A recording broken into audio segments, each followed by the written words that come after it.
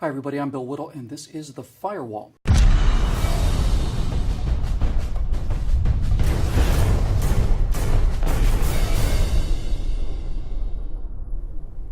Before we get into what Benghazi is, let's address what it isn't. It isn't irrelevant, it isn't trivial, and it isn't a witch hunt, as many prominent Democrats and their supporters desperately want you to believe. For example, this graphic has been going viral. It shows the date and location of 10 embassy or consular attacks during the Bush presidency, with a total of 60 people dead and the number of outraged Republicans set at 0. Therefore, these attacks happen frequently. Therefore, Benghazi is a hypocritical witch hunt staged simply to get Barack Obama and Hillary Clinton. Unfortunately for the millions of people who have seen this graphic and passed it on, one of them, at least one, knows how to read, think, and research. Kyle Becker at the Independent Journal Review took a look at each of these 10 attacks. In 8 of them, the total number of Americans killed was 0. It's not the responsibility of the U.S. State Department and the President of the United States to protect the lives of foreign nationals, no matter how tragic or common these attacks may be. Their job is to protect American citizens and especially consular personnel living abroad. A truck bomb killed 36 people, including 9 American defense contractors in Riyadh, Saudi Arabia. President Bush immediately called it a terrorist attack. The Saudis investigated and killed 2 of the attackers in the raids that followed. On March 2, 2006, in Karachi, Pakistan, a suicide bomber killed 4, including an American diplomat named David Foy. Was instantly denounced as a terror attack. There were no advance calls for additional security. Mr. Foy was killed instantly with no possibility of rescue, and there was no cover-up or attempt to spin it other than what it was. Every day in America, there are over 6,000 burglaries, but one break-in may be more important than the others because one of those burglaries, Watergate, may go directly to the lawfulness, integrity, and candor of the President of the United States of America. Benghazi matters because it goes directly to the 2 most important qualities in our elected officials, competence and character. Let's go to competence first. Late March 2012, former U.S. Ambassador to Libya, Jean Kretz, calls for additional security assets from Secretary of State Clinton. These requests are ignored. On April 4th, terrorists throw an IED over the consulate wall. On June 6th, terrorists blow a large hole in the consulate gate. On June 15th, Charlene Lamb, the Deputy Assistant Secretary responsible for embassy security, tells the staff in Libya that the existing security team contract will not be renewed. On the 9th of July, newly appointed Ambassador Christopher Stevens requests an additional 13 security personnel, citing the increasingly dangerous situation on the ground. On August 2nd, he sends an urgent cable to Secretary of State Hillary Clinton requesting a protective detail bodyguard. 3 days later, the State Department orders the removal of Ambassador Stevens' existing SST, that's his security team, and by the 8th of August, his SST has left Libya. On August 16th, the regional security officer sends an email to Secretary of State Clinton warning of a dire security situation in Libya. On September 10th, top al-Qaeda leader Ayman al-Zawahiri calls for Libyans to avenge the death of his secretary, and on the next day, September 11th, 2012, Ambassador Stevens sends a final warning about lax security. Later that day, he would be captured, tortured, raped, and killed. His body then dragged through the streets. His last unsigned journal entry was another complaint about his security situation. Now, once the attack started, we switched focus from the competence of the Secretary of State to that of the Commander-in-Chief. All times are local times in Washington, D.C. on September 11th, 2012. 3:59 p.m. The Defense Department orders an unmanned surveillance drone vectored to the consulate in response to the first word of the attack. 4:05 p.m. A State Department email officially notifies the Pentagon and the White House of the attack. By 5 p.m. Eastern Time, President Obama, Vice President Biden, and Defense Secretary Leon Panetta are in the White House, and 10 minutes later, the surveillance drone arrives overhead, providing real-time imagery of the events in Benghazi. At 5:40 p.m., the request for FEST, that's the Foreign Emergency Support Team, a counter-terrorist unit specifically trained to rapidly respond to exactly these kind of situations, was officially refused by the State Department.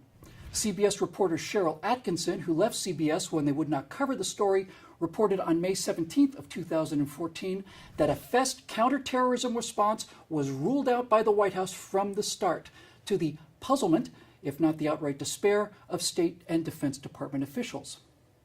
At 6:06 p.m., a State Department email said that the terrorist group Ansar al-Sharia claimed credit for the attack within 3 hours of the first shots being fired.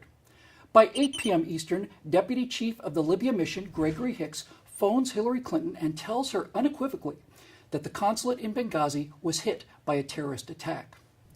2 hours later, at around 10 p.m. Eastern, Clinton and Obama discussed the situation by phone at about the same time as former SEALs Glenn Doherty and Tyrone Woods were killed on the roof of the annex by enemy fire, 6 hours after the first shots were fired. They'd been fighting alone under the eyes of the surveillance drone for 2.5 hours. At 10:30 that evening, Secretary of State Hillary Clinton publicly blames, quote, inflammatory material on the internet, unquote, for the attacks. 3 days later, on September 15th, CNN's Arwa Damon finds Ambassador Stevens' diary, quote, on the floor of the largely unsecured consulate compound where Stevens was fatally wounded, unquote. The diary, like the rest of the sensitive classified documents, had not yet been secured 3 full days after the attack. All right, so much for competence. Now to character. On September 12th, the day after the attack, the State Department's Elizabeth Jones prepared a summary of talks with the Libyan ambassador, which concluded that Benghazi had been a terrorist attack. On September 13th, White House spokesman Jay Carney blamed the attack on an obscure internet video posted months before on YouTube. On the 14th, the first draft of an internal State Department memo blamed terrorists, but 24 hours and 12 drafts later, it would be changed to place the blame of the attack on the internet video. Also on the 14th, standing with Hillary Clinton and the returning coffins, President Obama again blamed the internet video, while Secretary Clinton told Charles Woods, father of the slain Navy SEAL Tyrone Woods, quote, we will make sure that the person who made that film is arrested and prosecuted, unquote.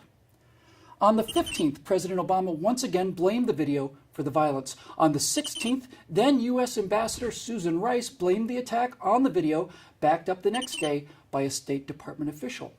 On the 18th, Carney again blamed the video for the violence. On the 19th, he repeated the claim that there was no evidence that the attack had been pre-planned. On the 20th, both Carney and the president blamed the video, and the White House on that same day spent $70,000 airing apology ads for the video.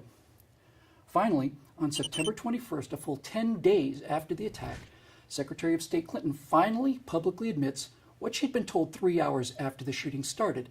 It was a terrorist attack. But that didn't stop the president from announcing to the UN 3 days later on the 25th that the internet video was to blame, adding, the future must not belong to those who slander the Prophet of Islam.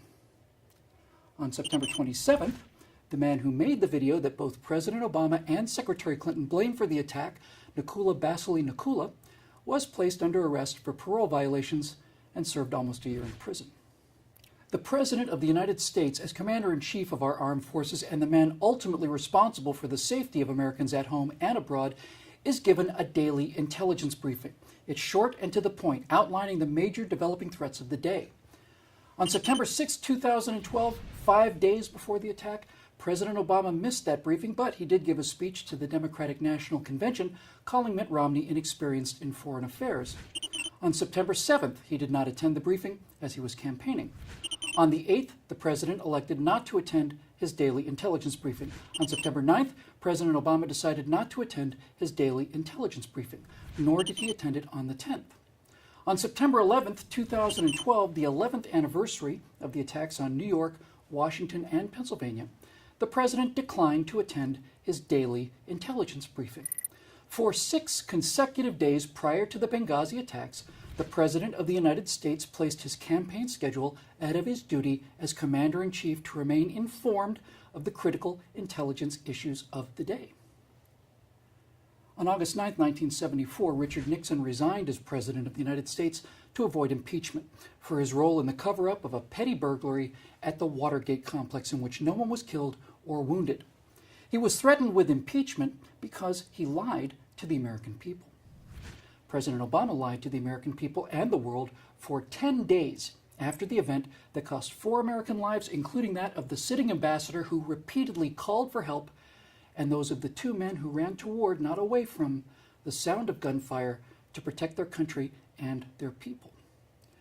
This president lied to the American people, and so did his presumptive heir, Secretary of State Hillary Clinton, who also lied to Congress. This matters. Benghazi matters. It shines a direct and unflattering light on the competence and character of the President and the Secretary of State, and we, the American people, have not only a right but an obligation to hold them accountable for their actions. Oh, and please subscribe to our YouTube channel and visit us at truthrevolt.org.